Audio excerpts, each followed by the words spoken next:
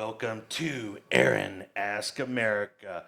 On today's episode, we have Craig from Manna and Dad Tribes. I met this man through Dad Tribes, and we have like a friend that, an acquaintance. I guess Ryan's an acquaintance now. We used to be like super, whatever family. But we met, and it was awesome that we have this mutual friend named Ryan who's also working for Manna.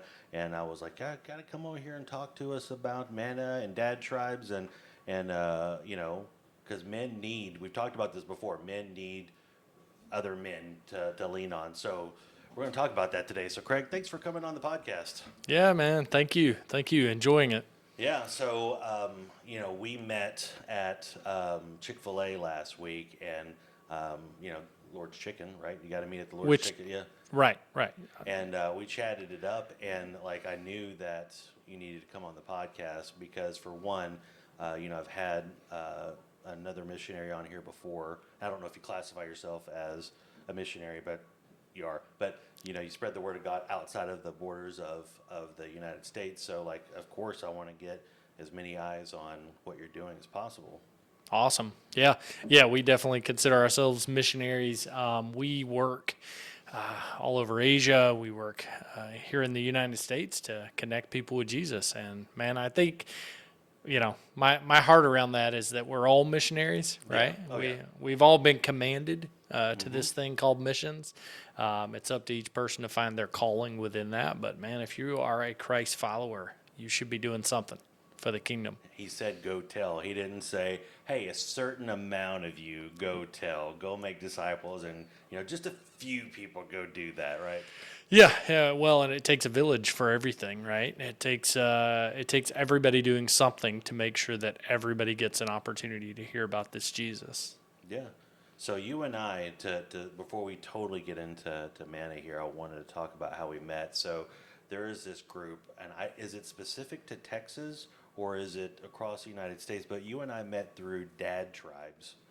Yeah, so Dad Tribe started here in Texas. It started out as Lone Star Dads, which is not a bad name. It Like, I isn't, wish yeah. I would have picked that name, but it was a guy named Andrew that founded it here in Texas. He has since moved to Arkansas, and when he did that, he sort of released the Lone Star Tribe, but knew that he was on to something. And so since, in the last several years, since he moved out of Texas, it's grown to, I think it's like 46 different chapters across the United States now. Oh, wow. Of, just exactly what you said it is. It's groups of dads getting together, hanging out, fishing, going camping, smoking cigars, doing Bible studies, a little bit of everything, but all revolving around this idea that if you can get dads sort of out of their head, if you can get dads sort of out of their isolation, if you can get dads together, they can help to take the weight off of each other's shoulders. We know that as dads, we bear a lot for Yeah. our families, for our communities, for our churches, and Dad Tribes and the whole Lone Star Dad brand here in Fort Worth, Texas area is geared just at that. Is how do we serve dads well so that dads can sort of breathe that sigh of relief and know that there's somebody else out there that gets them. There's somebody else out there that's going to help to lift the burden. And man, we are dealing with like an epidemic Yeah. in the United States, especially of men, about my age, 30s, 40s, that are lonely and isolated and broken and trying to figure out life, and sometimes who feel like they can't turn to anybody. And so we are providing that place and those people around them to say, yeah, we get you. And we want to help, and we want to provide, whatever we can as far as connection and relationship, discipleship, things like that. Yeah, because we've talked about this on the show and then on the Fire Resistant show that I do on Twitch and even in the Men of the Church. Like, the biggest weapon, in my opinion, against westernized first world men is isolation. The enemy isolates them, makes them feel alone, and then feel like they have nowhere else to go, so they off themselves. Yeah. And things. So that was the thing that drew me to Dad Tribes from the very beginning. Was I've always been about iron sharpen iron. I know that Dad Tribes isn't in nature a Christian organization, but like just because the people that are a part of Dad Tribes aren't Christian doesn't mean that the enemy's not attacking them in the same way, because of course the enemy wants to destroy families. So like I'm all about helping men whether they are believers or not, and that's what's great about Dad Tribes is you have men in there that are like, hey, I don't believe this, but like let's hang out, and you're like, yeah, let's hang out. Core group of guys that there's a guy that joined today that said, hey, I live in a city that's right over here, starts with an A, and I was like, hey, I'm over here in this city, and then like there was like 4 or 5 guys that live in the same city he does that are like, hey, yeah, rah, rah, rah, yeah, rah, rah, rah.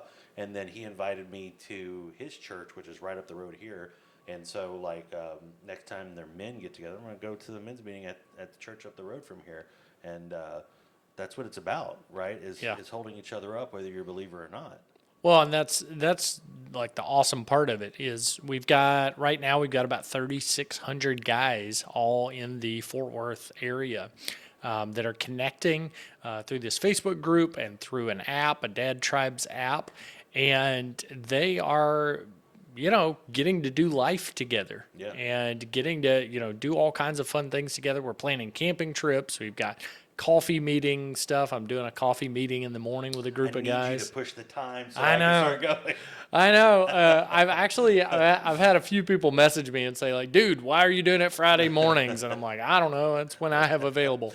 So I think we're actually about to start something just up the road at I Am Church here in Fort Worth. And we're going to do a Saturday morning early coffee thing. They've got a little coffee shop at the church, and the pastor has agreed to just sort of open the doors and say, hey, yeah, let's have a dad's group meeting and kind of whatever that turns into, whether it's just sitting and hanging out and having a cup of coffee on a Saturday morning before we jump into family stuff or whatever.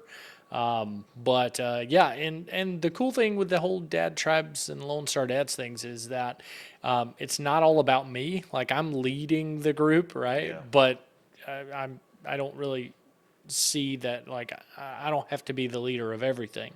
And so like you were saying in the group earlier today, these guys are commenting and they're like, yeah, dude, we're all from the same town. And there were like 20 dudes that Right. commented.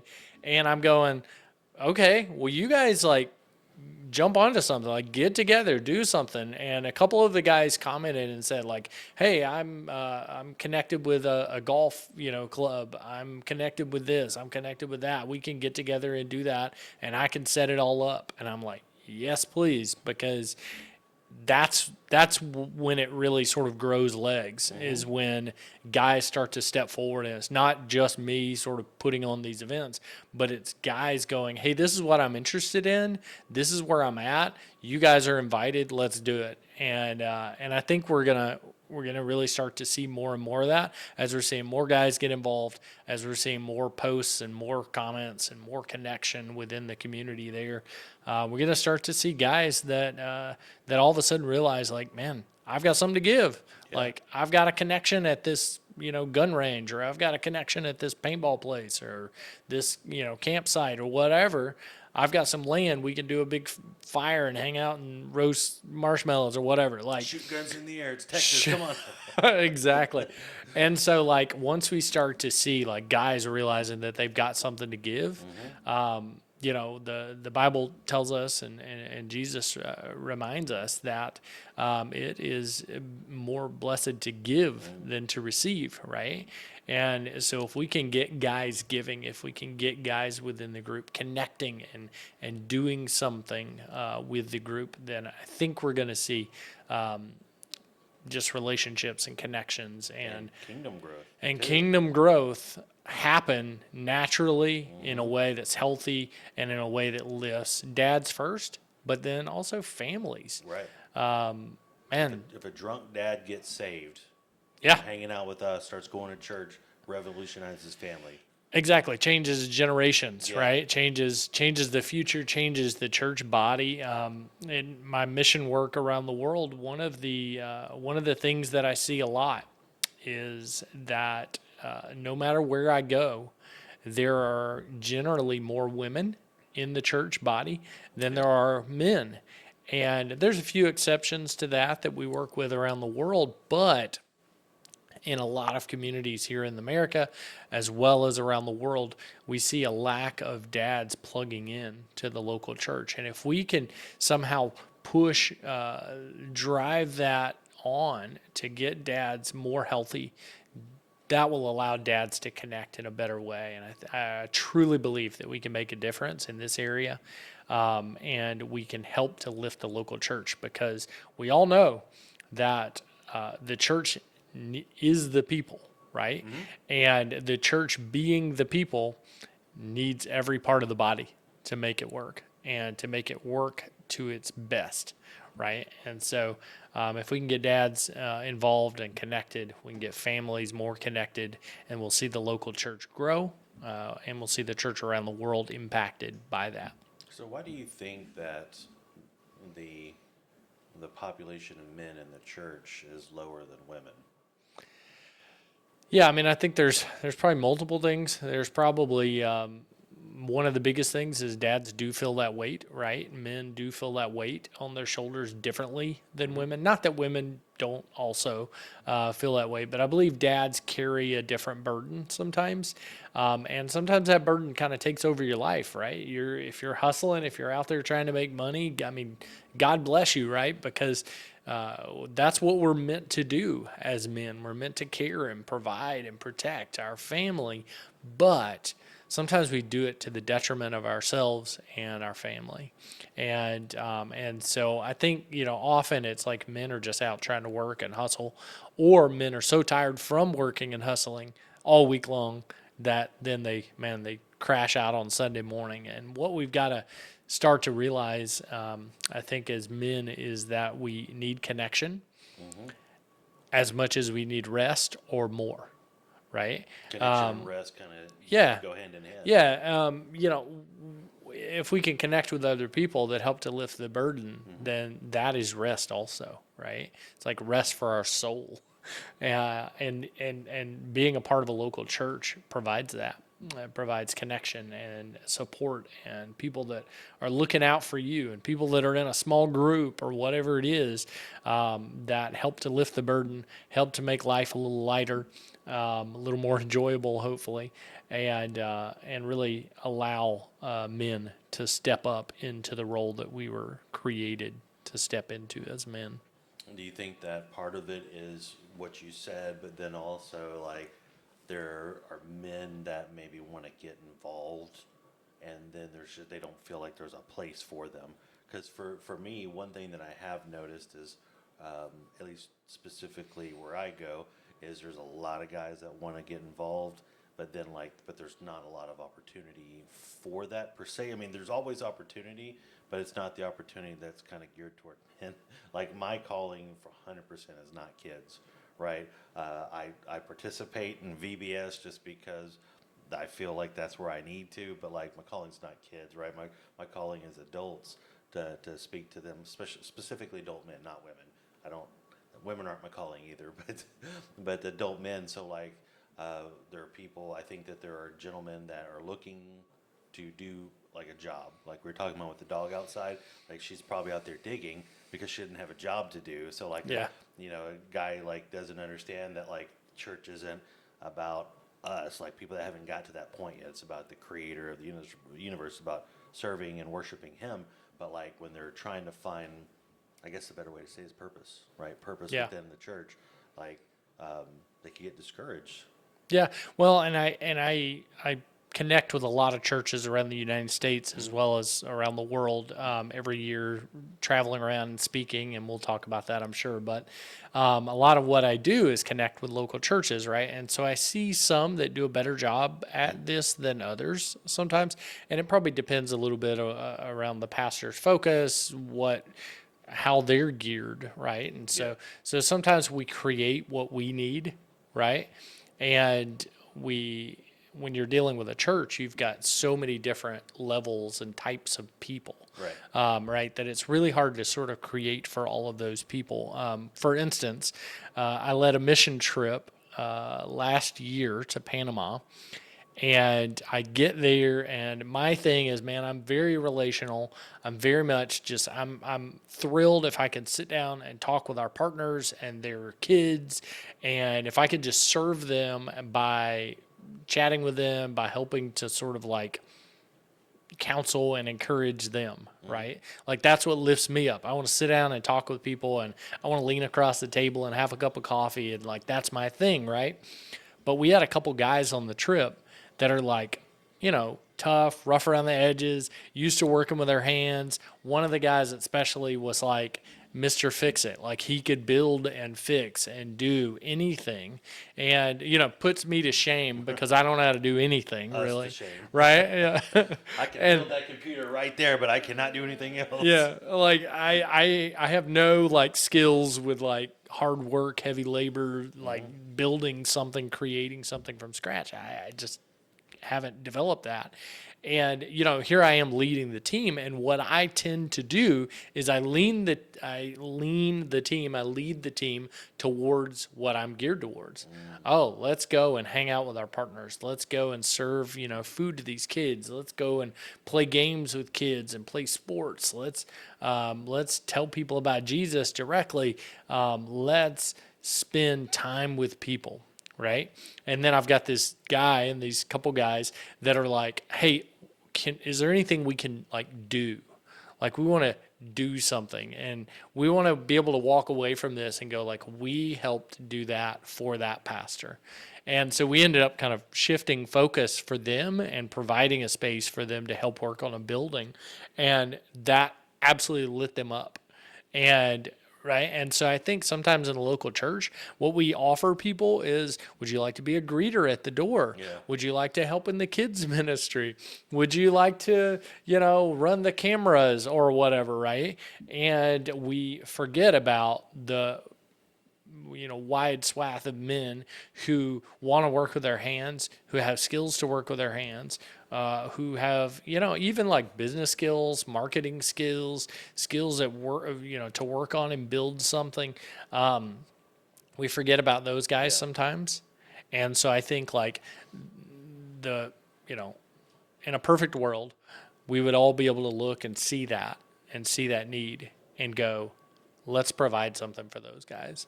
Let's provide, let's provide some activities that connect those guys around this church with the local church in a way that makes sense for them. In practice, that gets a little difficult. Right, because like how do you come up with 20 different jobs for 20 different kinds of people? Yeah. Well, and you're not always building something, Right. but Like around VBS time, yes, that's when you utilize the entirety of that's when you can light everybody up and be like, we need this built, all that. yeah. But on a normal, like September Sunday, there's show up, worship, and go home. Yeah. Yeah, and I think that that's not what the church is, that's not the fullness of what the church is supposed to be. Agreed. And so anything that we can do to improve that or anything that we can do to support that as Lone Star Dads, Dad Tribes, we want to do. Yeah. So I was definitely taken by Dad Tribes. I told you at Chick-fil-A that, dude just came across my TikTok, and one of those things where like it's, if you watch a video for too long on TikTok, like let's say for instead of 1 second, it's 2 seconds, then it keeps showing up, and I don't even know how to describe it other than that's probably what happened. Is I saw him, saw the beard, and then he was talking about something about dads where I watched it, so he kept showing up, and then I kept watching longer and longer and longer, so it kept feeding me his videos no matter how old they were. And I was like, let me check out this Dad Tribes thing, and the first thing I did was I downloaded the app before I knew that there was a Facebook page. Okay. So I logged into the app, and the previous version of the app wasn't the greatest. So I log in, I'm like, hey, it's Aaron, I'm in Fort Worth, and hit the sound, hit the send button, and then like crickets, crickets, crickets, crickets, crickets. But it shows you like 2,000 people or like signed in or something like that. And then I was like, what in the world? And then like, and he showed back up in a video and talking about the Facebook group, and I was like, you know what, probably more active in the Facebook group. So that's when I joined the Facebook group, and then I've been there ever since. And the men of the church that I go to, we used to meet up on Mondays. On I think it was like every other Monday. I can't remember what Monday. Let's say we met up once a month on a Monday. We kept trying to get people from Dad tribes to show up, not the previous two guys, but like just the guys in general. And like we're like, hey, we're doing this. If you feel like you need prayer, or even if you don't need prayer, you need guys. And there's a lot of people that showed interest, but nobody ever showed up.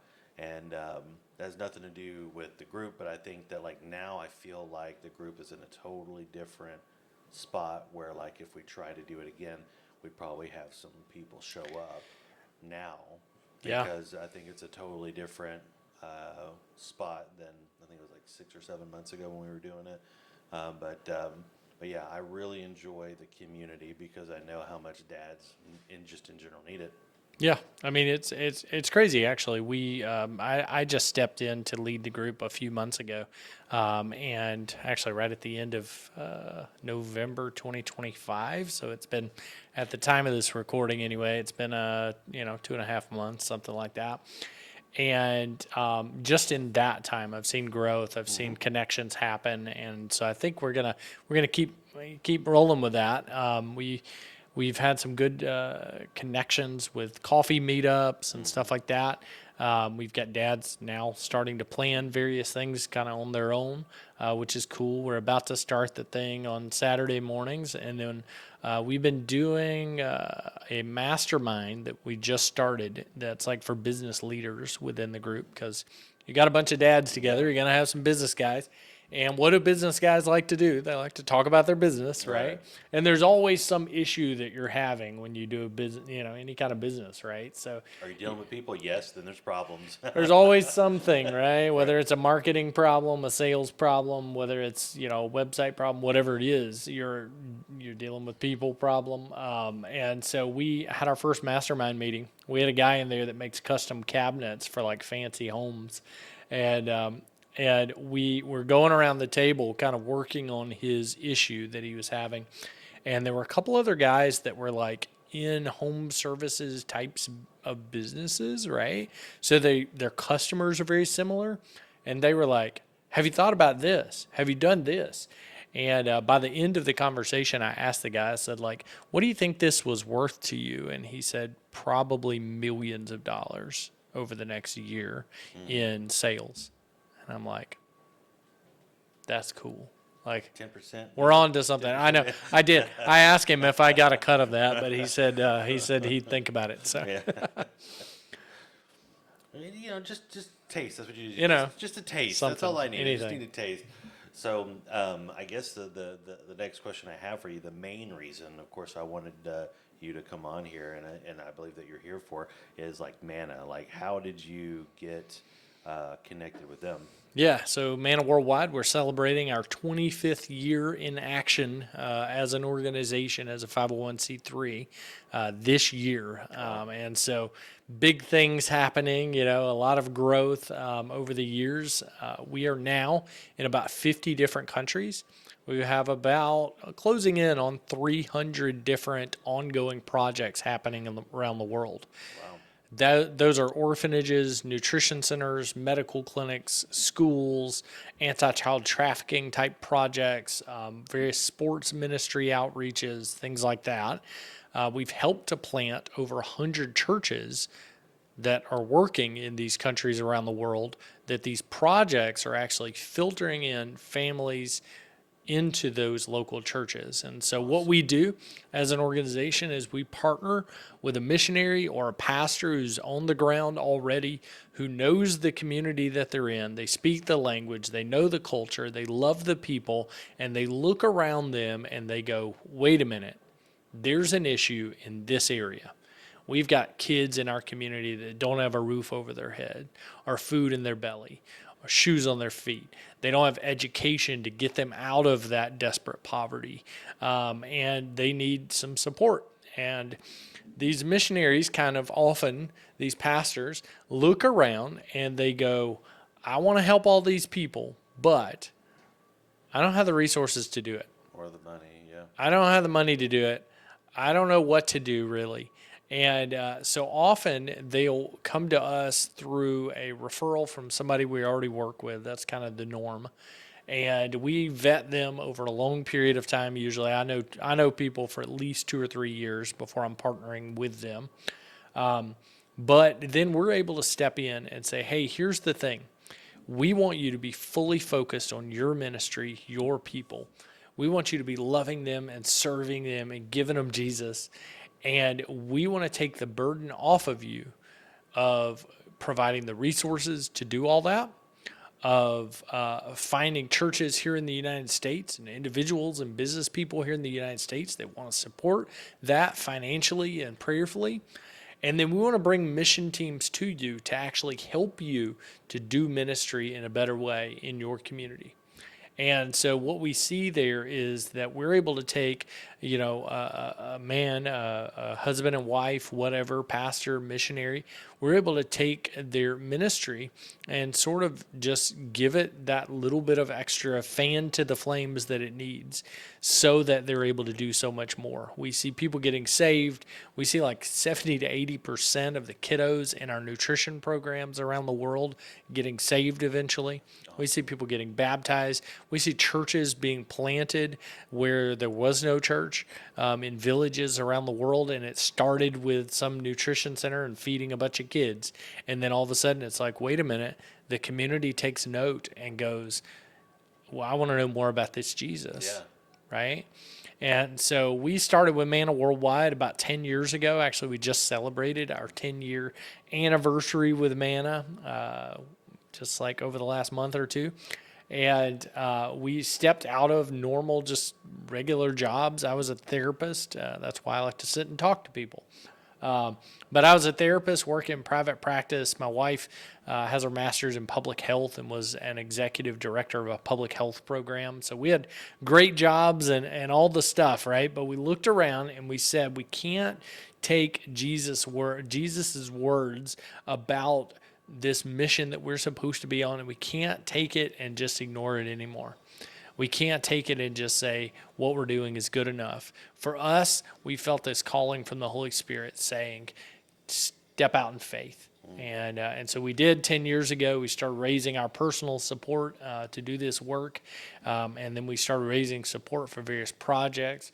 We started helping to plant churches and all these different orphanages and nutrition centers and schools and medical clinics and all the stuff.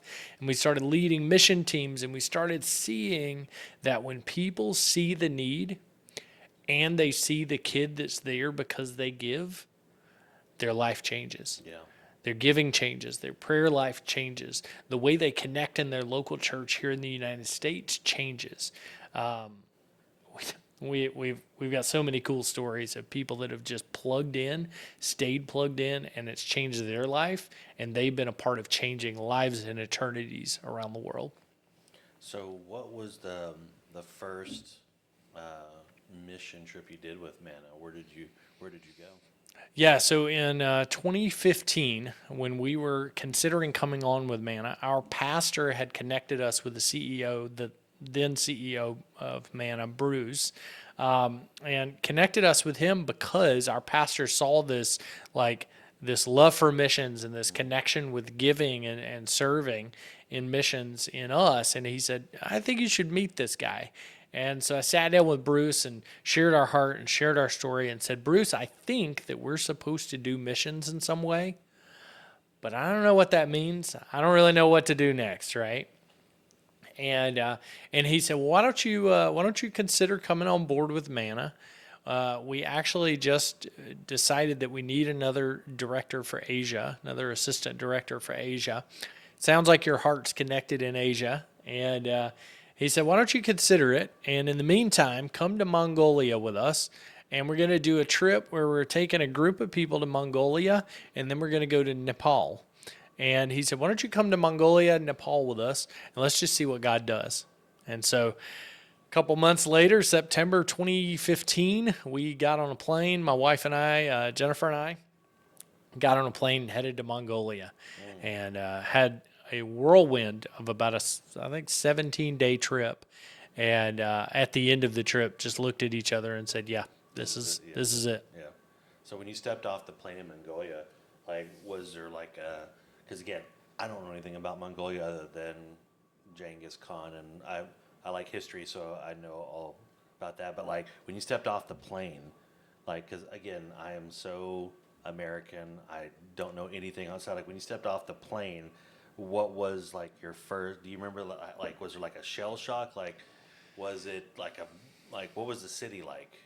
Yeah, I guess first of is the best all, way to say. yeah, you fly into Genghis Khan Airport in Oh, it's actually Mongolia, called that. right? That's That's that's the awesome. name, right? And so you fly into this airport, and it's Mm-hmm. got like a giant Genghis Khan statue there, right? So it's the thing that they're known for the most, and so you can't get away from that history there. Right. But you fly into the airport and it looks absolutely desolate around it.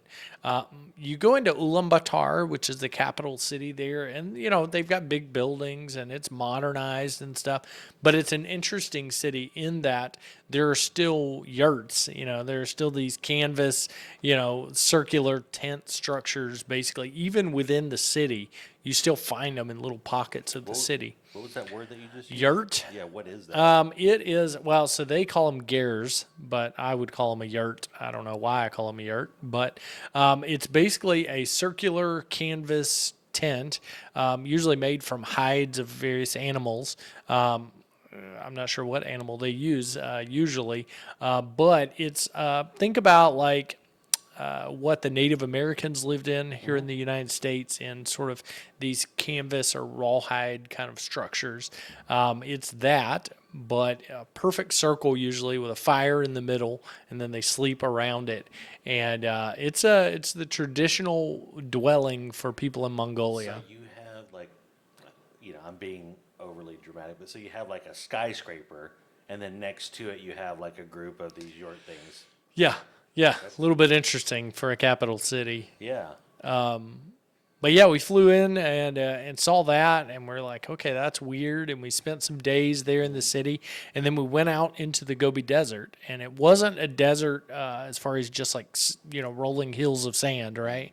Like I was expecting. It was like rocky and solid and barren, and it almost felt like the movie Armageddon years ago, where they're like they land on the moon, right? Yeah. Or they The land asteroid, the they comet. land on the comet, right?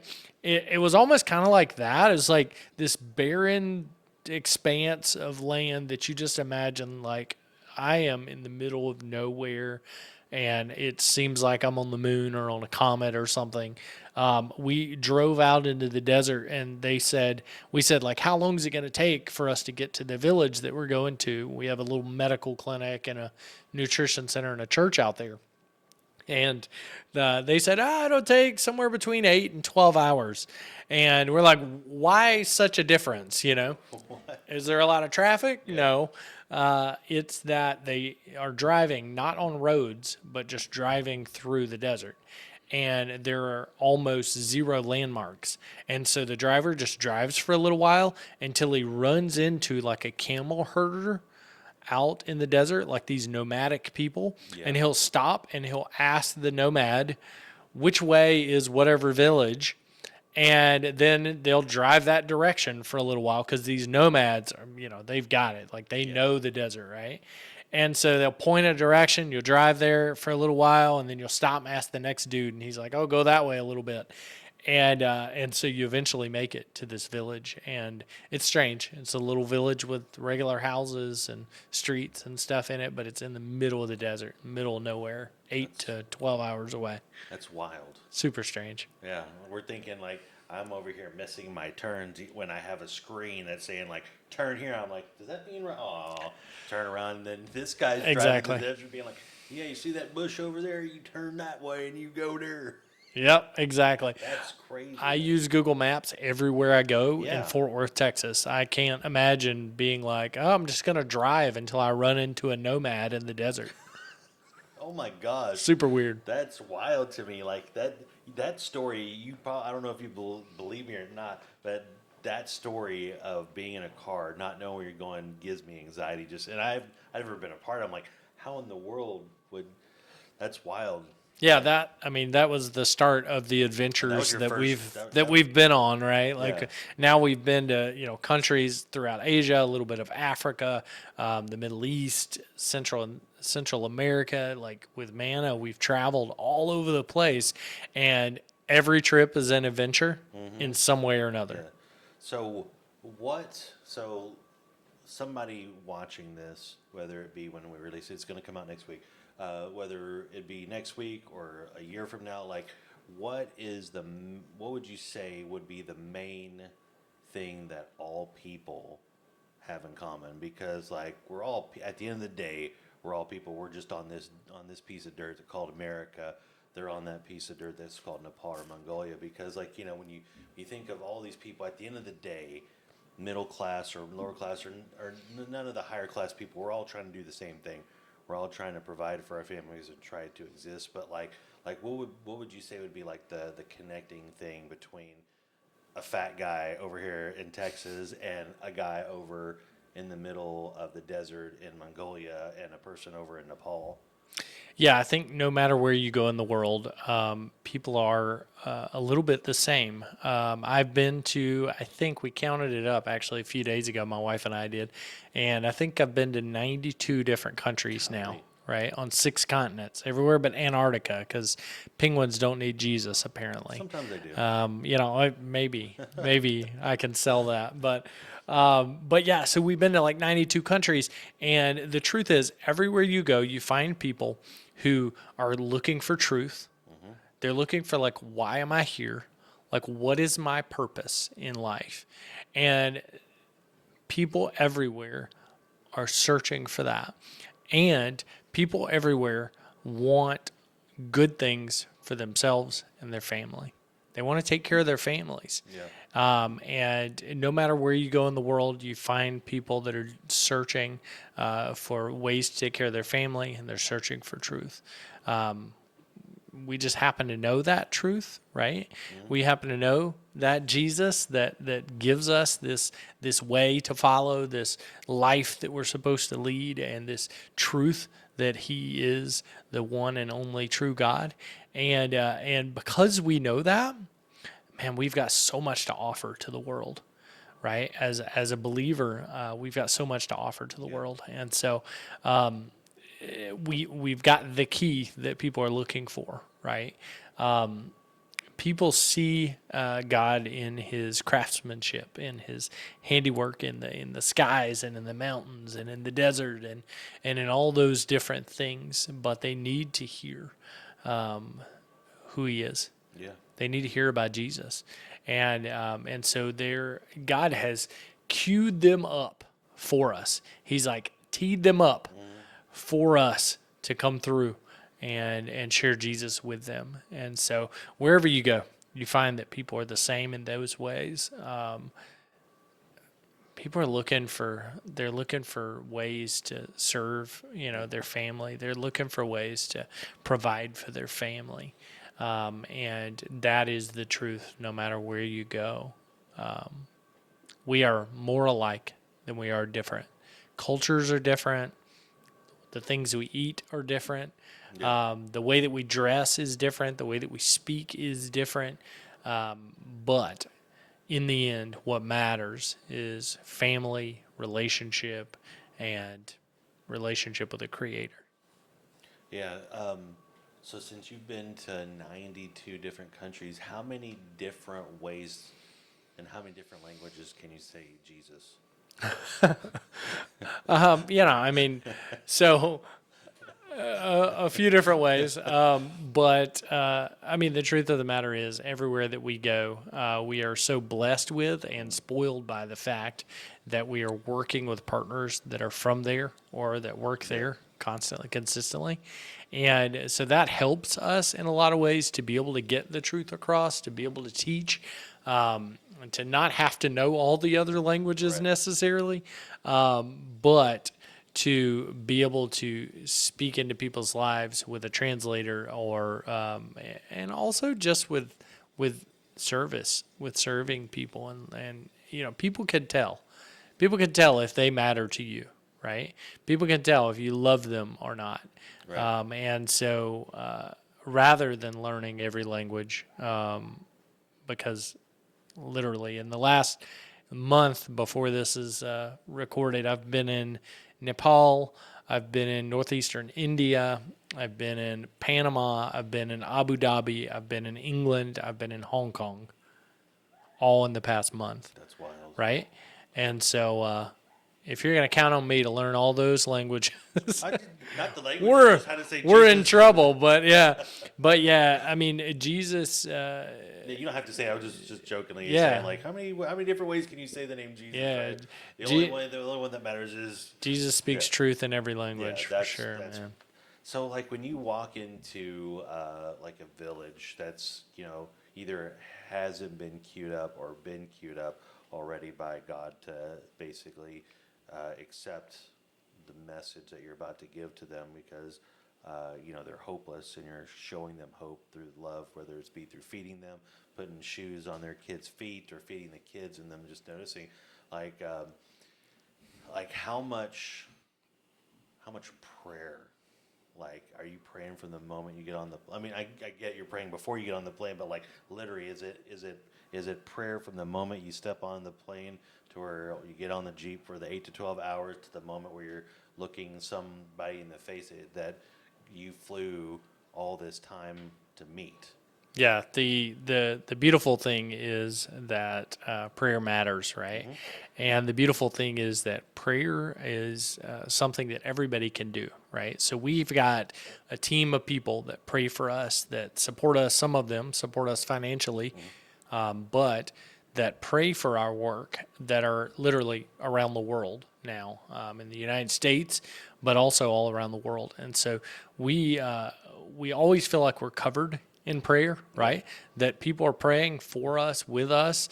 We're always praying with our team that we're building to go and serve beforehand. We're praying along the way. We're praying during the trip.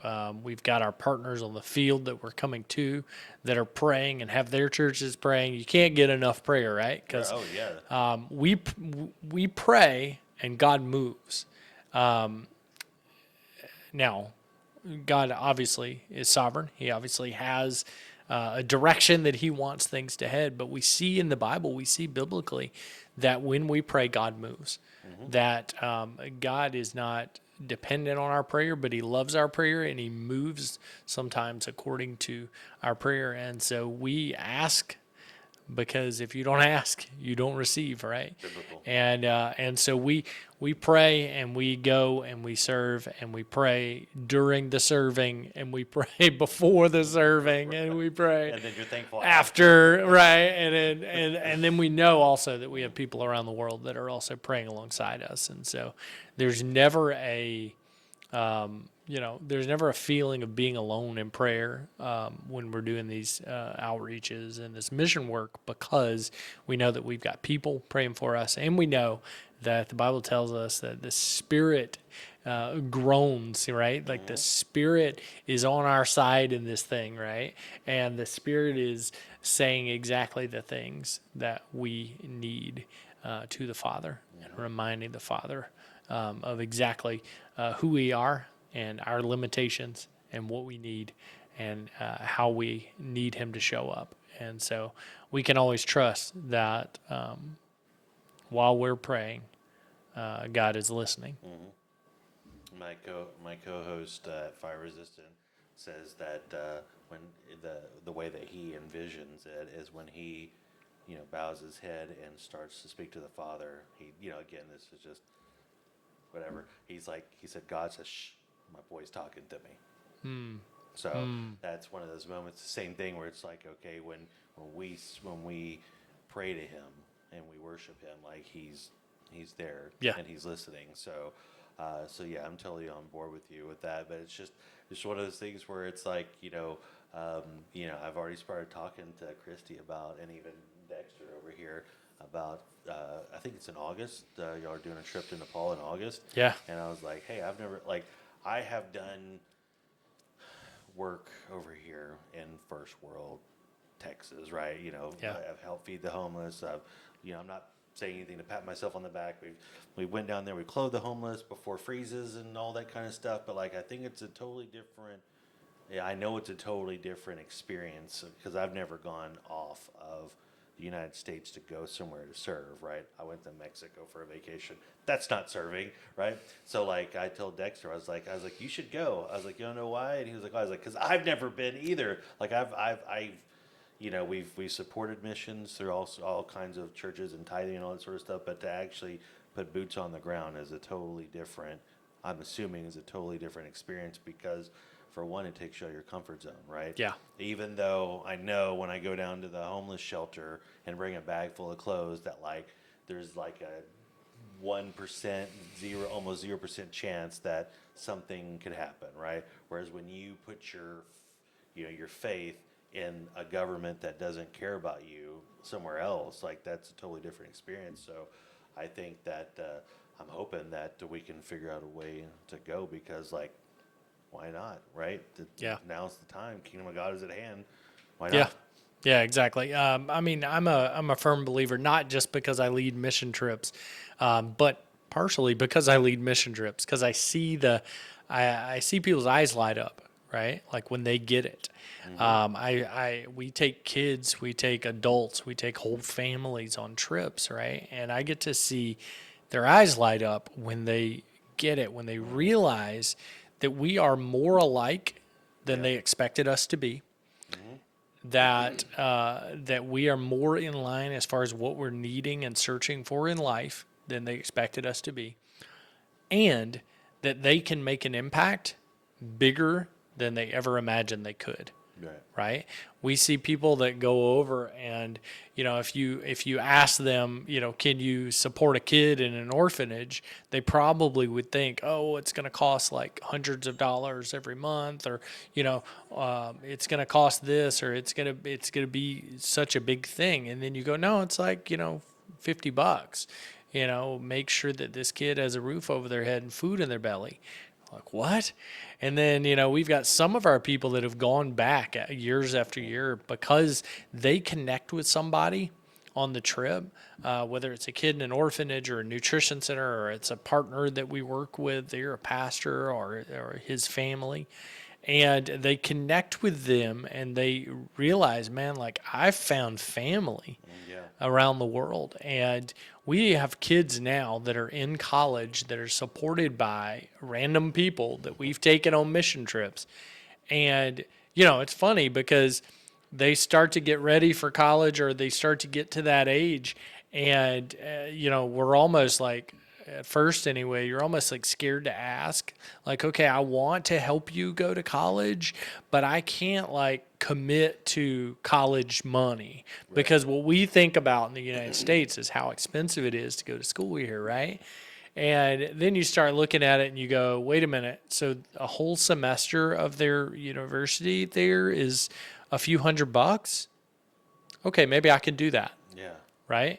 And so we've got kids all over the world now that are being sponsored by people, to be able to continue education and be able to take themselves out of that desperate poverty, hopefully, that they've generations of their families have been in. And yeah, that's pretty powerful when you see Yeah. that happening. The lady, the number that I sent you, Courtney, the lady that I met in a transaction, she was on the other side of a real estate listing that I had. That's what happened to her. Is she went on a mission trip over in Africa. I forget where she went. She fell in love with kids and she started sponsoring them, and then she went back over there and then fell in love with some more kids. I think she's sponsoring like 6 over there, and then like she's sponsoring a few down in Mexico because I told you she goes between Mexico and Africa through the that leather company over in Azle, Yeah. and that y'all aren't in the same. She's not part of Manna, but you just told a story that she did doing the same thing. She went to mission work all of Yep. a sudden, and the way that she changed my mind, and I don't know if you maybe pitch it this way, but she's basically the way that she pitched it when it comes to kids, like you give money to a 501c3, that's a tax write-off, right? So you're going to pay that money to the government that's going to misuse it. So why not give it to a 501c3 to support a kid. Exactly. You can write it off on the other side. So every month that you support a kid, I mean, we're $38 trillion in debt. So, like, why not change the life of a kid for the next 18 years until they could become an adult? And I was like, you know Yep. what? That is an amazing way to pitch somebody to support kids that are over in Africa or Nepal or anywhere. Yeah, I actually just we came off of a year-end fundraiser that we just did, right? And so in the last 4 or 5 weeks of the year, nonprofits get a considerable amount of money donated from people that realize just exactly what you said is like, wait a minute, I can donate money to a 501c3 that's actually doing something good in the world, or I can give it to the government. Let me do this, Yeah, right? Let yeah. me help some people in the world. And so we started out with a $25,000 goal at the beginning of December, end of November, to revamp 10 bedrooms plus a kitchen at our orphanage in Nepal. And we thought, okay, 25K, that's a big number. Let's see what happens in 4 or 5 weeks, right? We've got that much time to raise it before the end of the year, because that's our goal, right? And we put it out there. We started having people donate, individuals and business people donating from all over the United States. And on December 31st, I got several people donated just that day. But one guy that we know here that's a business man here in the Fort Worth area contacted me and he said, "Hey, I would like to make a gift to the orphanage project. You can use it for the revamp or whatever you want to use it for, but I want to support that orphanage because last year he went there with us. He and his family did." Yeah. And I'm like, sweet, great. Here's how you send it in. Here's where to send it to. And a little while later, got a notification that $20,000 Holy had been Stuckers. donated. Praise God. And it's funny because once I tallied it all up, right, I try not to look every day, right, when I'm doing these fundraisers because It'll drive just you crazy. you get Yeah. too nervous or something, right? You start to worry about it. But I looked at it and tallied it up that night of the 31st, and we ended up raising right at $55,000. Nice. For this orphanage. And so in Nepal, that goes a really long way, right? So now all the bedrooms have been done. The kids got new beds. I actually got pictures of those yesterday. New beds, new mattresses, new sheets, new comforters, new pillows, nice beds like wooden beds. They've before had like bunk beds, metal bunk beds. And so got them nicer beds, all new bedding, all new floors in their rooms, heat and AC in their rooms, fans and lighting and all the, new awesome. paint and all the stuff, Yeah. right? 10 bedrooms. We were also completely revamped the kitchen, which is great because it'll be so much nicer for our cooks that are working and serving these kids every day. We wanted to do something for them, really. But then we were able, because we went over, we were able to add a new solar hot water heater system, which is going to give the kids better showers and better cleanliness, right? Some washers and dryers to better serve them in washing and cleaning their laundry and all those things. We were able to close in an outside eating area that was, and has been for many years, buggy when it's buggy, and rainy when it's rainy, and cold when it's cold, and hot when it's hot, right? And so we're closing that in to make it a much nicer eating homework area for them. And then we added 2 new bathroom stalls that'll have full shower, toilet, sink, all the things, right? Wow. And that's not even going to spend all the money that we have for that. And so we're going to be able to continue to kind of look around and figure out some other things that we can do for these kids. And that's what it's all about. Right, of and course. people get a massive tax write-off.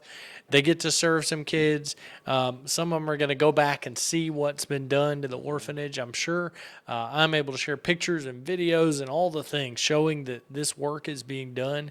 And these kids that are learning about Jesus in an orphanage are also learning that people care about them, even people on the other side of the planet, because of Jesus.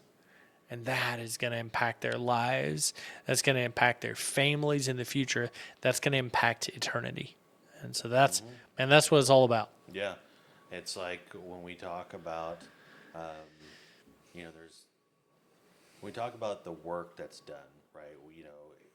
It goes back to the old saying that even if you give $1, God can use that dollar and stretch it. So like, just hearing all that work that was done over there is just it's exciting, Yeah. right? Just because these kids, like you said, they know because they've been there for a while. They know that Jesus exists, and they're learning about him. But like just the continuous pouring of love toward them is like a consistent thing, like a consistent reminder, right? We complain about construction over here just because it's an inconvenience, but like when the construction started over there for them, it was an exciting thing for them. Yeah. And then the first time they got to sleep on those new beds and take those showers and stuff like that, that's awesome stuff. Yeah, in November, I sat in the room of some of the kiddos at the orphanage, and I was sitting and talking with my semi-adopted daughter there. It's my family is complicated, right? It's me, my wife Jennifer, then we've got our biological kiddos Sarah and Jude. But then we've been going to Nepal for so long that what you find out is if you go on these mission trips is somebody latches onto you, and you latch onto them. And I believe that's God just going, hey, you know what? They need a family, and there's something that you need that I'm going to fulfill in them, right? And so we've got some kiddos there, Asha and Sagar, that we've been sponsoring since 2008. Actually, before we became missionaries, we met them on a trip that we were over there and started supporting them. And then Sandeepa and Asmita are our youngest, kiddos that we've taken on, right? And just they are family, and they know that, and we know that, and just those God connections are incredible. Yeah. But I was sitting there and I was talking with Sandeepa and sort of dreaming about what her room was going to be like and what it could be like if we could raise this money. And now I'm getting to see, and she's getting to see those dreams come true. Not because of me or not because of something necessarily that Manna did, but because Jesus places in the hearts of people that they can do something to serve and love even people who can't directly give anything back to them. And Or might not ever. that's And incredible. that's perfect. That's the whole purpose of serving. Yeah. Is you're serving people in requesting nothing back. Yeah. And you're seeing kids there trying to wrap their brains around that, right? Stepping out of Hinduism and Buddhism and all these false satanic, manifestations that people have come up with there, and that demons are directing there. And you see these kids seeing prayers answered and lives changed. And that's an incredible thing. Last year, I got to baptize 3 young ladies there in Nepal, and we did it in a swimming pool down the street at the local resort because they wanted to do it in the river, and I said, it seems a little dangerous because it was pretty sketch. But we got permission to do it in the swimming pool there, and I got to be a part of baptizing these 3 young ladies that I've known since they were little girls and seen grow up, and now they're like young adult, like older young ladies, and getting to be a part of their story is one of the, if not the greatest joy of my life. I mean, it's something that, man, I get to be a part of this, and I get to offer it to other people, and I just hope that people see it, right? I just hope that people are willing to sort of look beyond themselves and see that they can make an impact and that they can be impacted by stepping forward in faith to do what Jesus called us and commanded us to do. So as far as Nepal, you had mentioned, I was going to ask, you kind of answered the question before I was able to to answer it or ask it. So the dominating religion there is Hindu. Yeah, it's something like 80 something percent Hindu, about 14% Buddhist, and then a little bit of Christian, a little bit of Muslim, a little bit of animistic, sort of tribal medicine man kind of stuff going on there still. Um, Now, those numbers are a little interesting because the way that they come up with those numbers is that if you are from a Hindu family, when you're born, it's on your birth certificate that you are Hindu, Interesting. right? If you're from a Buddhist family, it's on your birth certificate that you are Buddhist. And we know that that's not really the way it works because we all need to be individually connected with God, right? We need to be individually knowers of Christ and followers of Christ, and so in the same way, this Hindu baby that's born doesn't know anything about Hinduism, and maybe never really will follow Hinduism or Buddhism. We we say that they're 80 something percent Hindu, but the truth is, people are truly following Hindu gods and goddesses is probably a much smaller percentage of people that are actually practicing Hinduism. So is there any pushback from any of them, or do they just recognize y'all are there feeding orphans and all that? Yeah, Nepal is a pretty peaceful place. There's not a whole lot of pushback. There are some laws on the books that make it a little difficult sometimes, especially to go out and sort of publicly proclaim the name of Jesus. There are churches on every corner, and there are people who are serving and preaching, and there's a church sign on the door, right? And that is legal, and that's okay. We just, we don't want to go out and sort of do that on the street corner and make a big deal and make a big fuss. But there's the ability to go and share your faith when someone asks. Right. And there's obviously the ability to serve people in a way that leads them to ask and, to learn about Jesus.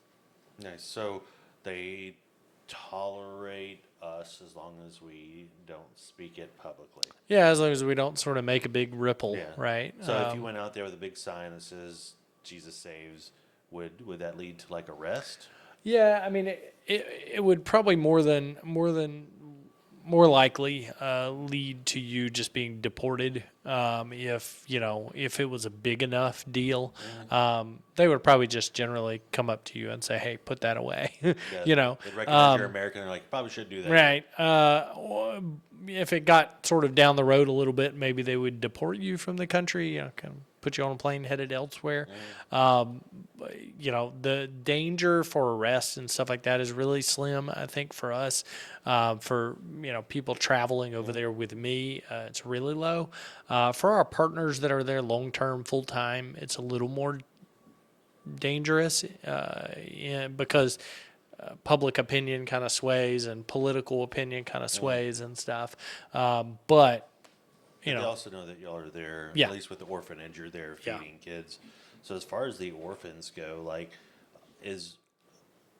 do a majority of the kids that show up there, are they just dropped off, or is it, because I know zero about Nepal. Yeah. So I don't know, is it generally peaceful, or is there like warlords, and then that's how the kids become orphans? Yeah, it's fairly a peaceful country, but it's a country that lacks adequate healthcare sometimes, especially out in villages. In the cities, there's healthcare, but out in villages, there's really not as much. And so what you find a lot of times is, an accident happens, and they're literally 8 to 10 hours from the local hospital, right? Yeah. Or an accident happens, it's on the side of a mountain or in a field somewhere that would take quite a hike to get even to the village. And so you see a lot of stuff like that where an accident happens, maybe dad gets injured, gets killed, and then mom is destitute, is really unable to feed herself and feed kids. So we see a lot of situations where there is a mom still alive somewhere, but she's unable to take care of the kids. So the kids get taken away and brought to a place like an orphanage, a children's home. Sometimes there are abandonment issues. There's a sort of a cultural phenomenon there where a man won't take care of another man's child. There's not really a formal adoption process happening right now there, and that's, that happens around the world, different countries. But what that leads to often is a woman is in desperate poverty, unable to feed herself and her baby. She ends up basically having to make a decision. Me, I can go and remarry and be cared for, or the baby and I can both starve. Yeah. And that's a tough decision to make, right? And often what happens is the kid gets sent away somewhere because nobody's able to take care of it. So is it a society that's built on that women can't work? Is that the reason why they can't take care of themselves? They do work, but often they're unable to make a livable wage. They're unable to sort of do the jobs in the same way that the men are that need doing. So if you're in a village somewhere and there's farm work is the thing, and it's a lot of heavy manual labor out on a farm, then the women are used to being at home taking care of babies. The man is working in the farm doing this hard labor work, and then she's unable to sort of keep that up without him. So that happens a lot. You see women that become laborers and stuff, or that get regular jobs. We specifically know of a couple there who the husband makes about $150 a month working in a local school as a teacher. Working 6 days a week, about 10-hour days, makes $150 a month, and that's not very much. And his wife does the exact same job, works the same hours, the same days, serves in the same school, and makes half of that. So she makes $75 a month. Just because she's a woman? And it's all because she's a woman. Interesting. And so... and she's just as capable as he is, I promise. You're right, if not more. If he ever listens to this, they're right on level. I'll make sure that I say she's definitely more capable than he is. But just lots of different situations like that. We also get kiddos that have been abused in some way, that are taken from their family because of some sort of sexual abuse, some sort of physical abuse of some nature. Now, is it the government that takes them? Yeah, Okay. sometimes like some village leader, some village elder, or some social worker for the government will step in. The police sometimes will step in and remove kids from the place where they're at. So that means that the government trusts y'all enough to take care of them. That's sure. amazing. You're connected in a community for a really long period of time. You make some connections, and you get people who say, okay, I know you're doing good work. Awesome. How long has it been around? Yeah, so this orphanage actually launched in 2005. And then, like I said, in 2008, we went there the first time, my wife and I just traveling, and met the orphanage directors, started to sponsor them directly. And then in 2015, fast forward, several years, we said yes to Jesus, and that we were going to do this thing full time. And we basically brought on that orphanage along with us. We said, like, hey, Manna, here's a great place that we should be involved. And by the way, we've already pre-vetted these people that are running it because we've known them at that point. We had known them for 7 years. And, we'd seen a lot of these kiddos grow up at that point. And they thank the Lord. Manna said, okay, yeah, let's do this. And so we were able to bring them along with us into the organization and kind of help them to increase their budget, their funding, and their support through mission teams and things like that as well. Now you just rebuilt the beds and showers, and that's awesome. That's good stuff. So you said that Manna's celebrating their 25th anniversary. So like what's the road ahead look like for them? Yeah, 25 years in, and really just getting started. Because when you look at global poverty, right, whether it's spiritual poverty or physical poverty we see, right? Yep. It's the obvious thing. It's the hungry babies. It's the the kids in Africa that you see on TV. It's the kids in throughout Asia and the Middle East and Central and South America, especially. It's the kids right here in the United States. The families around the world that desperately need support physically. But then if you take a step further, you go, okay, they need that, but their greatest need is Jesus.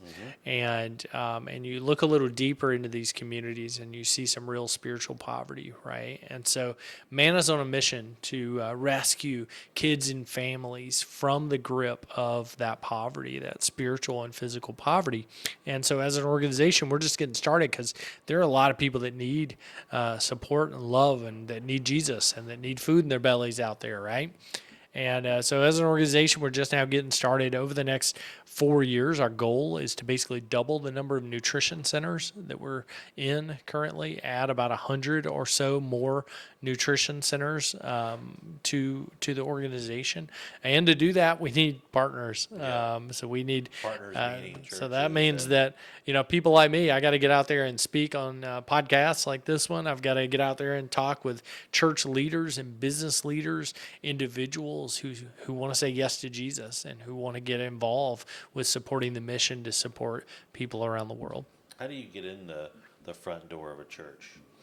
I guess it may be easier now since Manna's been around for 25 years, but like getting in the front door of churches, like how easy is that now?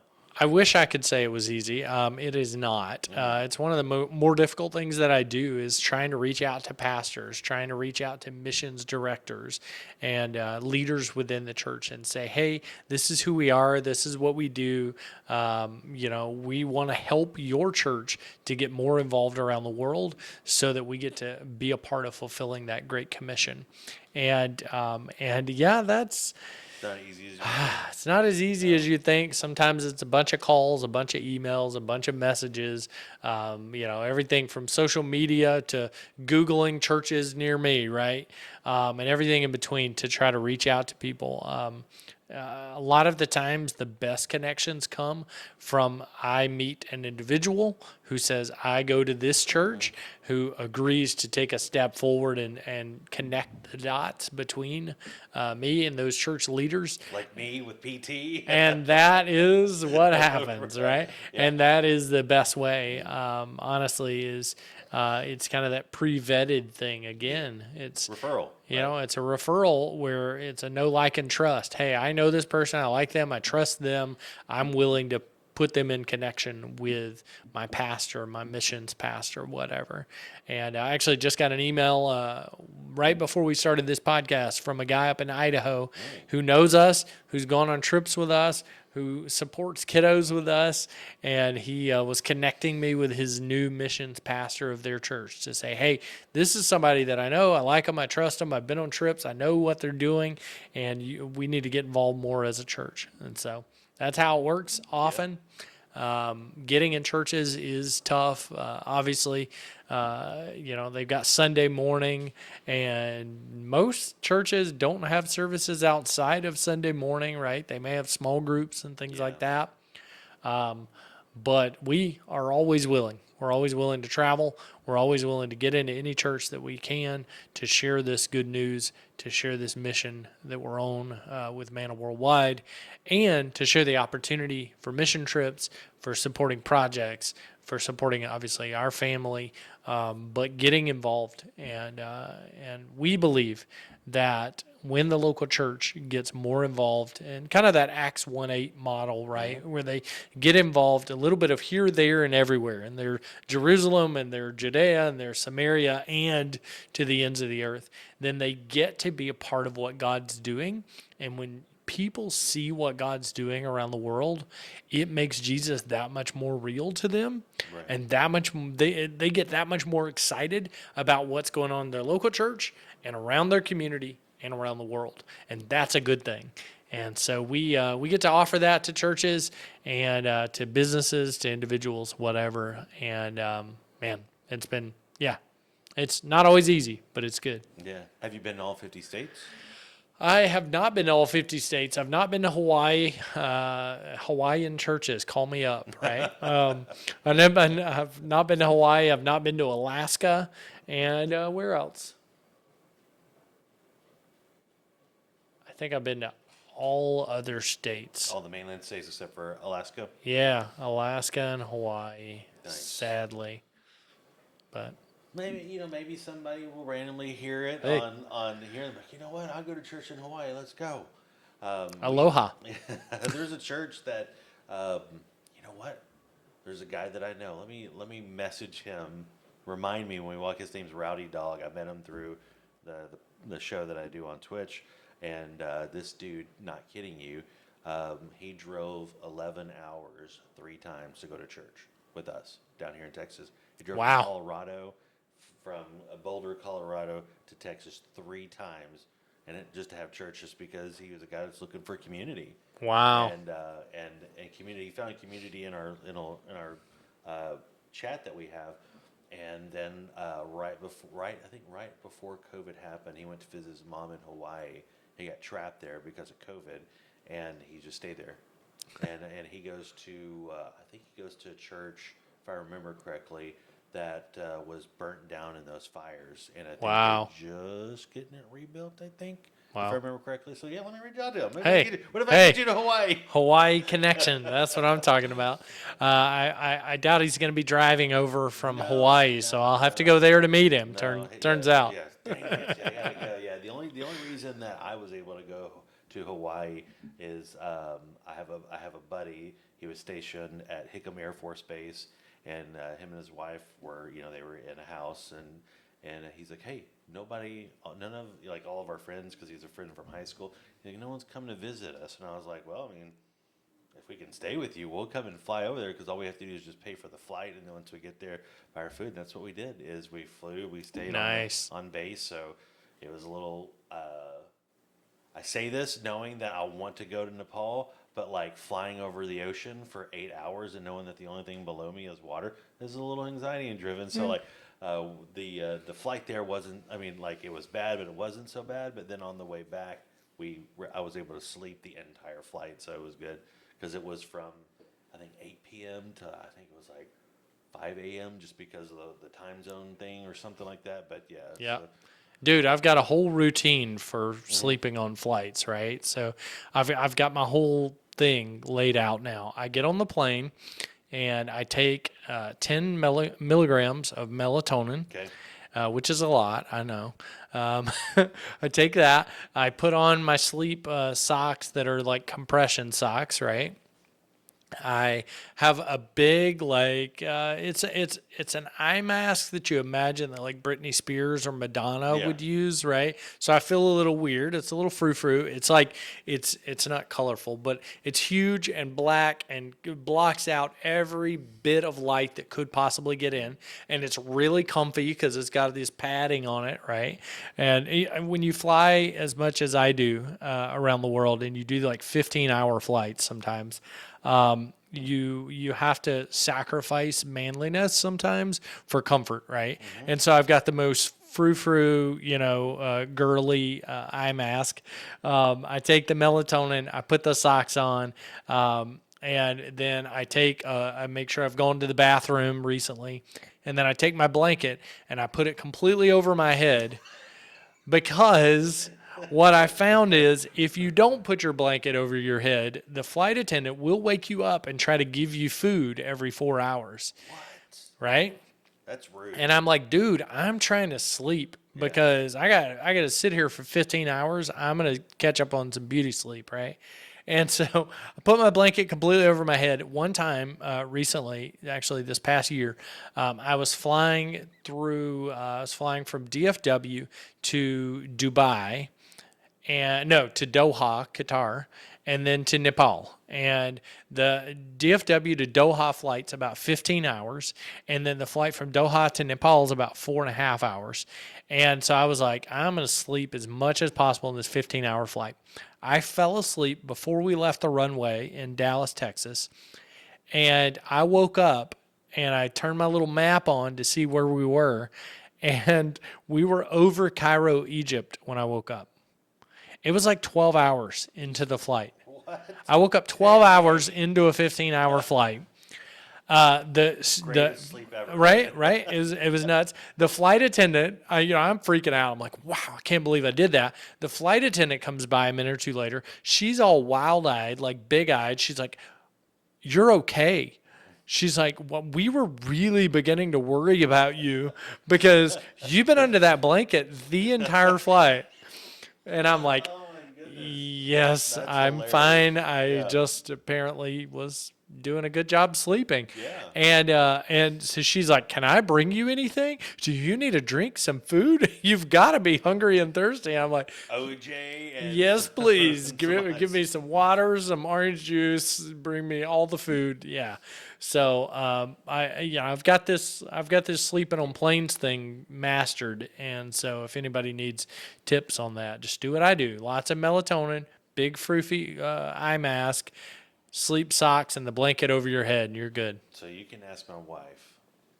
I can sit down and just it's a thing that's going on inside my family. It's like a superpower that we have. Nice. Like my grandma, before she passed away, even when I was a kid, she would sit there and we'd all be talking and we'd be watching TV and talking. All of a sudden, she's like, and then as she got older and my dad got older, then we would all be talking. Then all of a sudden, I look over and grandma's like this, and then my dad's like this. And then now it's like I'm starting to do it too. So grandma has passed on. She is in glory right now. So like Yeah. now if you catch it at the wrong time, I'm like this. My dad's like this. Nice. Well, I'm glad you haven't been like that while we've been recording today. If I go, No. Any second now. No.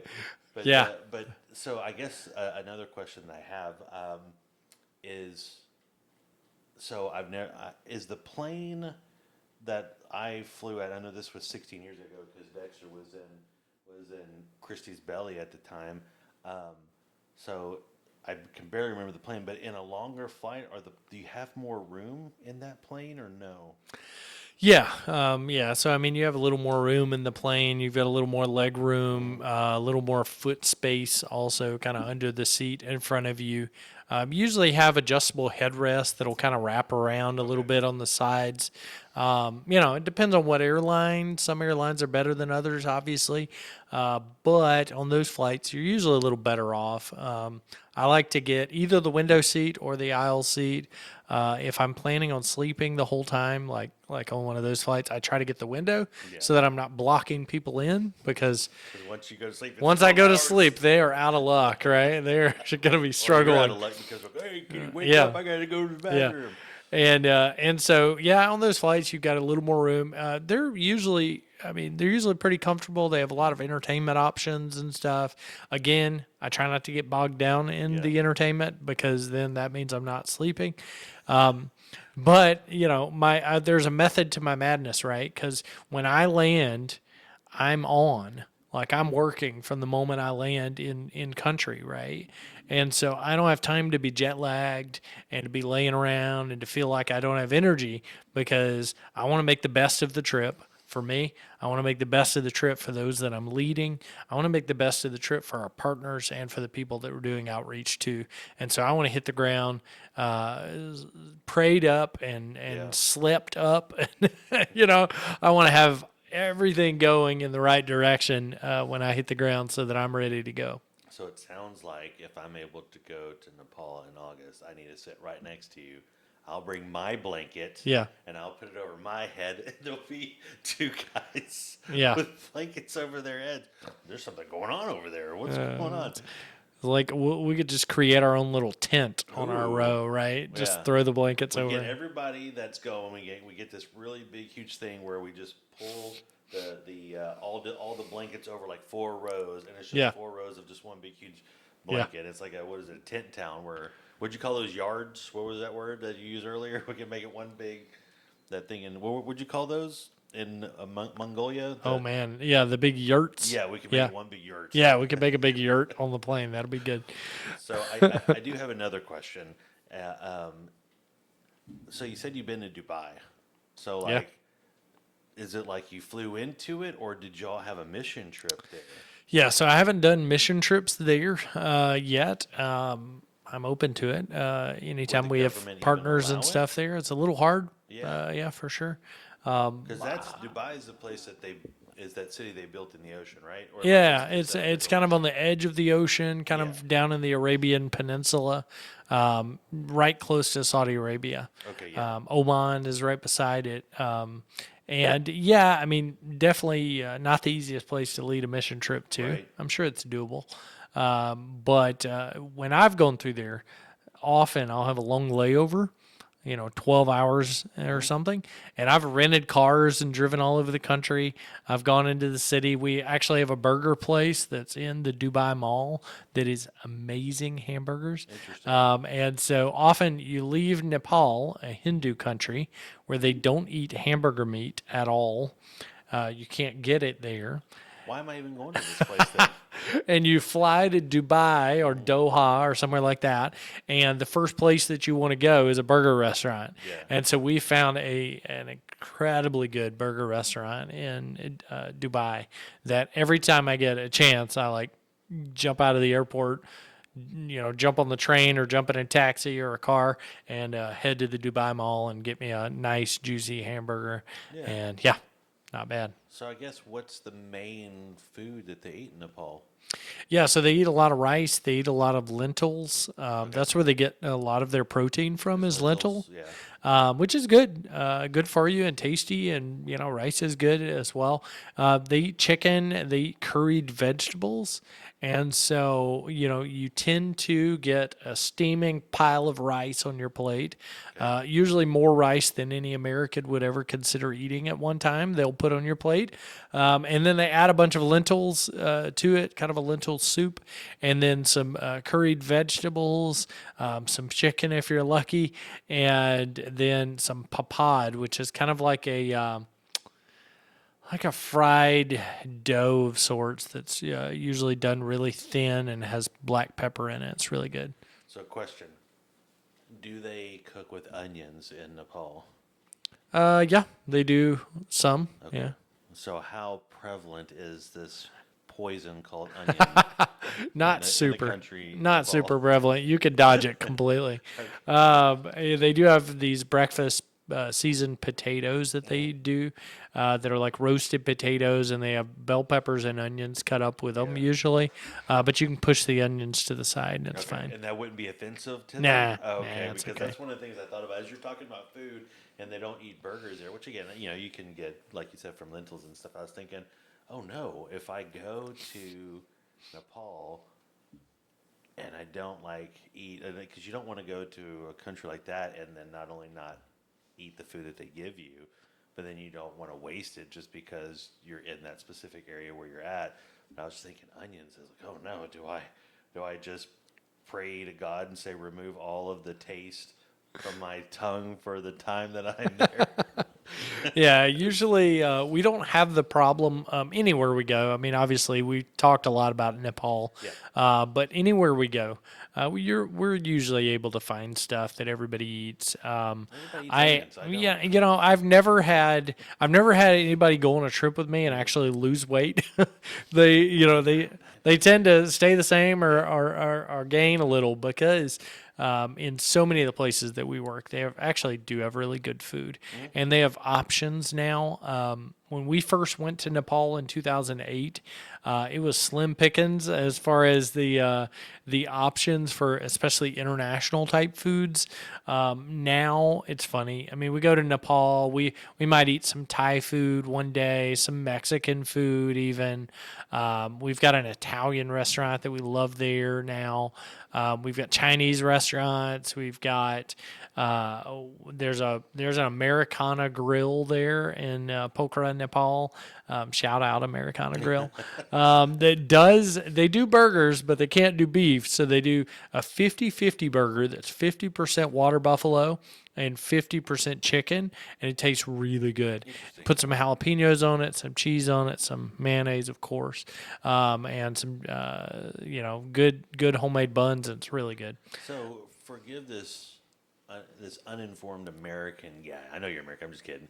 But why can't they eat beef? Yeah, so Hindus don't eat beef.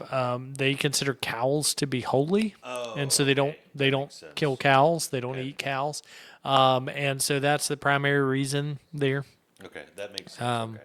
so when in Rome, right? So Hey, we stay away from the beef as well. yeah. Maybe they just need to see what it tastes like. I know, Maybe. it's so sad. Same thing with with bacon. It's like, come on, just if you just try it one time, you'll be Yeah, fine. You'll be fine. yeah, you can get bacon there, so that's good. So in that burger you're talking about, that's half bison, half chicken. Is there's also bacon on it? Yeah, so Yes. you can add bacon to it. So it's and you said bison because that's what most people think about when they hear buffalo, right? Oh, I'm sorry. You said But buffalo. it's Okay. water buffalo. Mm, So like in the United States, we call a bison a buffalo and a mm. buffalo a bison, and But they're two different it's all the things. same Yeah. thing, right? But there they have water buffalo, and it's a completely different creature. If you don't know what water buffalo look like, Google Asian water buffalo, and Google it. it looks nothing like an Asian. American bison. But That's what he's here for. That's why he has that window boom, open. boom, he can pull Yeah. it up. That's another producer credit that So he gets. Asian water buffalo, yeah. But yeah, it looks completely different, tastes completely different, and is a different creature all But it kind around. of looks like a cow. Indeed, yeah, it does. It looks like a cow with weird horns, Yeah. and it's a little bit hairier than a cow. Like it has weird, stringy black hair. Yeah, Okay. a little bit different. Yeah. So I guess, and maybe you do know this answer, maybe you don't know this answer. Is it a specific breed of cow? Because that right there kind of looks like a. So when you eat water buffalo, does it taste like beef? Okay, it doesn't. No, it tastes more gamey. Okay. I would say quite a bit different than beef, for So sure. do you And know so if. that's why they mix it 50-50 with chicken. It helps to balance out the gaminess of the beef. It helps, or the water buffalo. It helps to sort of pull it down and make it taste a little better. And then the fat content and stuff like that in the chicken also helps. So is it a specific kind of cow or is it all cows? It's all. Okay. Yeah. So you see cows roaming the streets there that are just sort of wild, free range, living their life, living their So best life. so like a longhorn would be considered holy to them. Yeah. Okay. So even though that, and again, I don't know how far that this stretches, but that if you put like a cow next to me, unless it was like a heifer, right? And you put that water buffalo next to it, like I wouldn't be really truly be able to tell, at least with the pictures that he pulled up. So like I guess like how does that extend? I guess it's interesting. Yeah, they know the distinction and they make the distinction for sure between the two because yeah they'll eat buffalo water buffalo all day long, Yeah. but they won't eat cow at all. So So yeah, it's one of those things. if you kill a cow by accident, like I'm assuming that that's a big deal down there. So like if you're driving a car and the cow steps out in front of you because it's considered holy, like you're doing everything you can to stop to not hit it. Like, Yeah. but if you hit a cow, is that like a crime? I'm Out sure there? there's some understanding around things like that for sure. I've never tested that out, Yeah, I wouldn't want uh, you to. but it would be very much frowned upon if you injured Yeah. or killed a cow for sure. Yeah, So I would assume try to so be since really I think it's careful. holy. But I mean, but I'm like, hey, dude, there was a brisket in there. Like, why? Yep, Yeah, but a little different world. but yeah. So, man, I've got because we mainly talked about Nepal, which I think is Yeah, phenomenal and perfect. But maybe we can have you on another time to expand outside of Nepal. Yeah. But like as far as like I guess maybe we talked about Nepal because that's where we're trying to go Yeah. in August. So I got a bunch of information.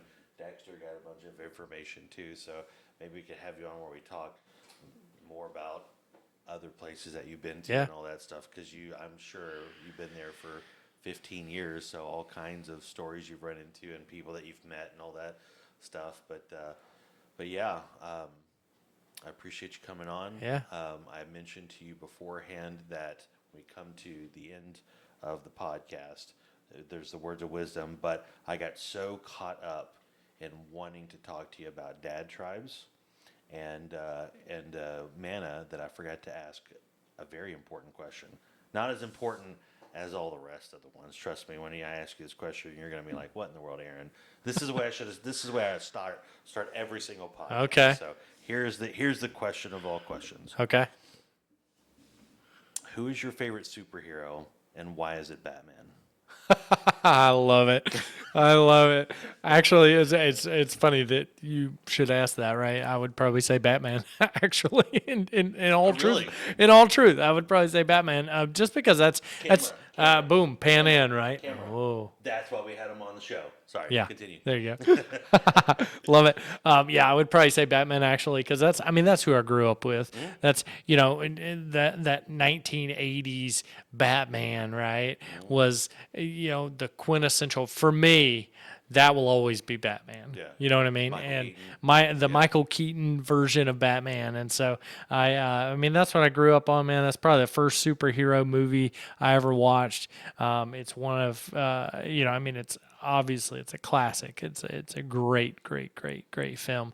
And Batman's just a great character. Yeah. There's Truly, just he's the greatest superhero of yeah, all time. so much to that. So So there you go. That's what I'm talking about. That's another reason why love we it. just became best He did friends. not pay me to say that. There was one lady that she's about 4 episodes back. This lady from my church that she is an immigrant from Guatemala, and like I asked a question, and she had some superhero that was from Guatemala. Oh. And so she, because I'm like, and why is it Batman? She's like, it's not Batman. It's blah blah blah. I can't remember the guy's name, and I was like, who is that? And she told me how her and her family used to get around the radio because they didn't have anything else, and just her story getting from where she was to here now is in pure insanity. That's cool. It shows you the way that God works, and how she went from like I forget. I think she was like 5 or 6 before she had her own bed, and when she saw electricity for the first time, and the way that she got to school was some guy came and picked her and her brother and one other person up in the back of his truck and drove them like across this whole area to get them to go to school. Is wild. Wow. I'm going to have to go back and listen to that one for sure. Yeah, she's That's cool. Yeah, she's an awesome woman of God, and now she's somebody that we told about because she wants to go. Like she is a person that she is out there trying to get out there and do mission work. And Christy told her, because once you and I connected, remind her we're still connected to Ryan, right? But yeah, it's one of those things where like we know Ryan, we know Manna, but like now that you and I have connected, it's kind of brought Manna back up into the front of the mind because she went and told our pastor, she's like, I'm going here, whether y'all support me or not. And then when Christy was like, well, why don't you get in touch with this guy that Yeah. Aaron's reconnected with, and maybe Manna can help you get That's to awesome. wherever. But she is on fire. Like she is wanting to spread the gospel like crazy. And Love it. it's one of those things where she knows where they are because she was there, right? She grew up in like this little hut where like all of her brothers and sisters, her mom and dad basically slept on a wooden floor. Yeah. And the way that they got to stay there is her dad worked the fields. Yeah. It's wild. What we don't realize, I know we're landing the plane, but what we don't realize is that there are more people living in desperate poverty Right. in those types of situations than we would ever imagine. There are more people living in those situations than are not living in those situations in the world. That was one of the things that shocked me the most when I started traveling is I grew up in Mississippi. I thought, we're the poorest state pretty much. Probably the poorest people in the world are kind of like me, right? Are kind of like people I knew, right, growing up. And then I started traveling, and I realized how blessed we truly are. Yeah. And I started to realize the things that I had taken for granted. Yeah, and it's easy to do that just because we grew up in it, right? Yeah. Same thing like you. Like I grew up, we didn't have a lot of money, so like my mom had to take all the money that my dad and her made and like stretch it so we had stuff like. You're gonna laugh because of what I just said about onion, but my mom used to make this thing called tomato and onion soup, and it was the worst because I hate tomatoes and I hate onions, and it was literally like what it was is it was like water or beef broth with onions, tomato, and noodles. So like I would eat the noodles and then I would drink the juice and then Yeah. just leave the tomatoes and onions. It was gross. I hate it. Just thinking about it. But guess what? That was still more than what More than some people have. exactly. So Yeah. totally get it. But now we come to the part where the whole words of wisdom comes into place. Right. This is your camera right here. Hey, you're not confined to time as far as like if you got something to say, if it goes 30 seconds, 5 minutes, 2 hours, I know I'm going to go, but like this is your time and to say because this is going to go on YouTube and I'm hoping that God will take the podcast and blow it up so people like you, Courtney, and all the other people that have come on here before, people will find out about y'all, but it's going to be on there so if somebody finds you next week or 5 years from now, they're going to hear this part. All right. No All pressure. right. I like it. I like it. Yeah, I mean, for anybody listening to this, as far as words of wisdom, I don't know that I have very many, but I do know some things. I know that God is good. I know that God loves us, and that He loves us enough that He sent His Son Jesus to die, and that He made that sacrifice so that we might be saved. So that our penalty for sin would be paid once and for all, and so that we could have a relationship with Him. And so, if you're out there, if you're watching this, if you're listening to this, and I want to challenge you to look into that. I want to challenge you to dig into that, to figure out what does that even mean, and to do your due diligence before you write off God, before you write off Jesus. The worst thing that could ever happen is that people push you away from God because they don't agree with you, or because they, the on the other side of the political spectrum from you, they maybe don't act like good Christians are supposed to act, and that maybe pushes you away. There's a lot of church hurt, and there's a lot of Christians who have hurt people out there, and I want to challenge you to dig into Jesus, because Jesus will not let you down like people will. And if you ever find a perfect church, by all means, don't go there, because you'll mess it up, right? But, and the same thing for me, right? I'm not perfect. I mess up and do it all the time. But I know that there's a God who loves me. There's a Jesus who sacrificed Himself for me, and that there's a mission that I'm meant to be on, and there's a mission you're meant to be on. And so I want to challenge you to dig into Jesus, to find out more. I want to challenge you to contact me, to reach out. You can shoot me an email at c.alsup. That's c.alsup. My last name is at mannaworldwide.com.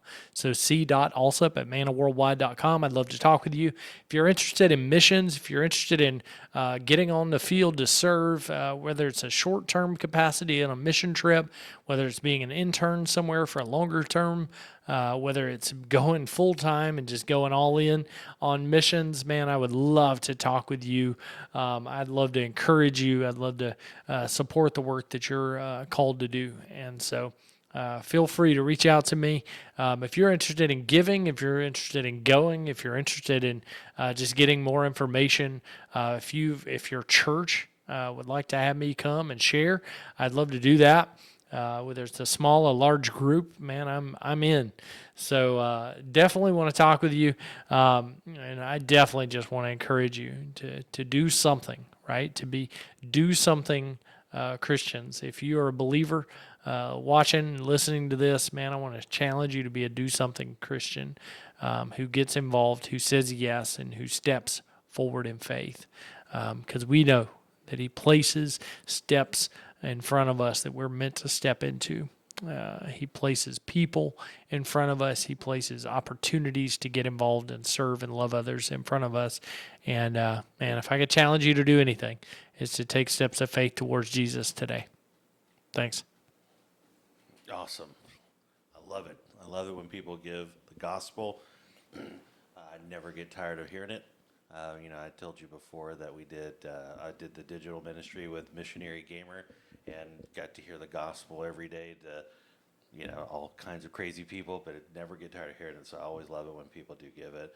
And as far as like your email address, the web address to Manna, all that sort of stuff, any pertinent information will be in the description below. And, click on that. Definitely get a hold of Craig if you are in the DFW area. Dad tribes, Lone Star Dads, however you want to get connected through that. It's an awesome group of guys. And, of course, like you said, if you want to travel and do mission stuff, he's the man. Let's go. It's a pyramid scheme. Like, as soon as you go up, he gets. No, I'm just kidding. Wow. The more people he gets going on, no, I'm just kidding. Yeah. I'm just kidding. I'm planning on, like I told you, Chris and I were talking about. Hopefully, maybe Dexter and I will go to Nepal because That's cool. want to do it. That's cool.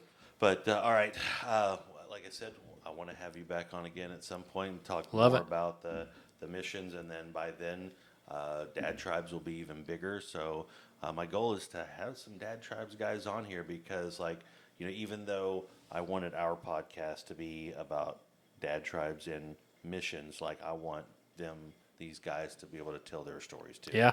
So I think that we've got some incredible dudes Yeah. in the group, and that just have so much to give, and so I truly believe that. Okay. Well, I Yeah. appreciate you coming on. Awesome. Thanks, man.